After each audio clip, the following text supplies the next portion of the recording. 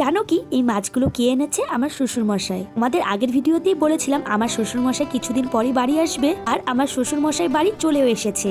আজকে শ্বশুর মশাই গিয়েছিল বাজারে, নিয়ে এসেছে রুই মাছ। তাই ভাবলাম আজ শ্বশুর মশাইকে একটু রুই মাছের ভালো করে তরকারি রান্না করে দেই।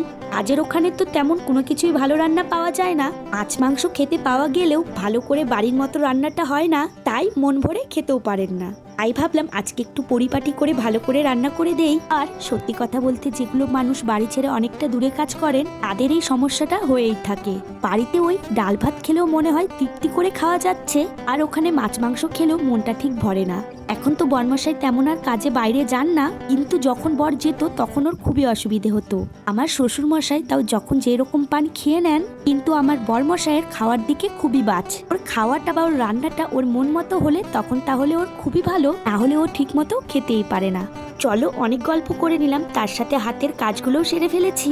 রান্নাটা করার আগে প্রথমে মেয়ের জন্য সেন্টার থেকে খিচুড়ি নিয়ে আসবো। খিচুড়ি নিয়ে এসে প্রথমে ঝটপট করে মাছ কটা ভেজে নিলাম। আজকে নতুন আলু দিয়ে আর মটরশুঁটি দিয়ে তরকারি রান্না করব। আলুগুলো ছোট ছোট করে কেটে নিয়েছি। এখন প্রথমে আলুগুলো ভেজে নেব, তারপর সেই আলুগুলোকে একটু সাইড করে সেখানে ফোড়ন দিয়ে পেটে রাখা কিছু মশলা দিয়ে দেব।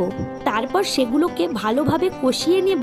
তরকারিটাকে যতটা বেশি কষানো হবে ততটাই টেস্ট। আর এরই মধ্যে মটরশুঁটিগুলো দিয়ে দেব, একটু আগে দিলে ভালো হয়, মটরশুঁটিটাও ভালোভাবে সিদ্ধ হয়ে যেতে পারবে। তরকারিটা আমার হয়ে গিয়েছে, এখন ফুটিয়ে নামিয়ে নেব।